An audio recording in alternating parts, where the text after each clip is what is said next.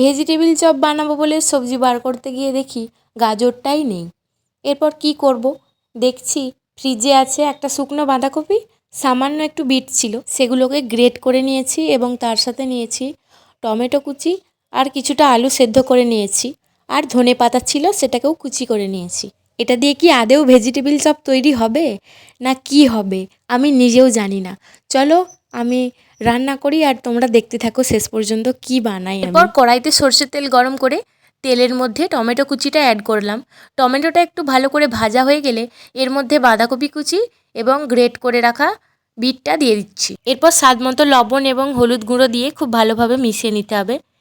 এরপর 5 মিনিটের জন্য ঢাকা দিয়ে নেব। 5 মিনিট পর সবজিটা যখন হালকা সেদ্ধ হয়ে যাবে তখন এর মধ্যে সেদ্ধ করে রাখা আলুটা দিয়ে দিচ্ছি। আলুটার সাথে মশলাটা খুব ভালোভাবে মাখিয়ে নেওয়ার পর আমি এখানে অল্প করে কাসুরি মেথি ছড়িয়ে দিচ্ছি, তারপর দিচ্ছি ধনেপাতা, স্বাদ মতো চিনি।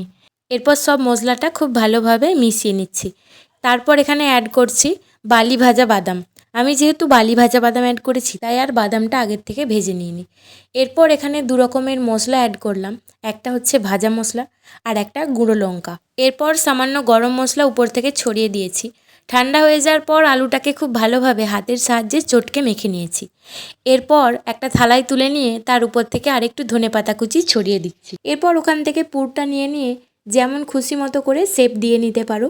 শেপ দেওয়া হয়ে গেলে এটাকে প্রথমে আমি ময়দার ব্যাটারে ডুবিয়ে নিচ্ছি, তারপর বিস্কুটের গুঁড়োতে কোট করে নিচ্ছি। ব্রেড ক্রাম্বস ছিল না তাই আমি এখানে টোস্ট বিস্কুটকে গুঁড়ো করে ব্যবহার করেছি।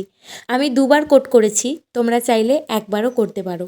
আমি অনেক রকম শেপ দিয়েছিলাম, কয়েকটা গোল গোল বানিয়েছিলাম, কয়েকটা ভেজিটেবিল চপের আকারে গড়েছিলাম এবং একটা কাটলেটের আকারেও গড়েছিলাম।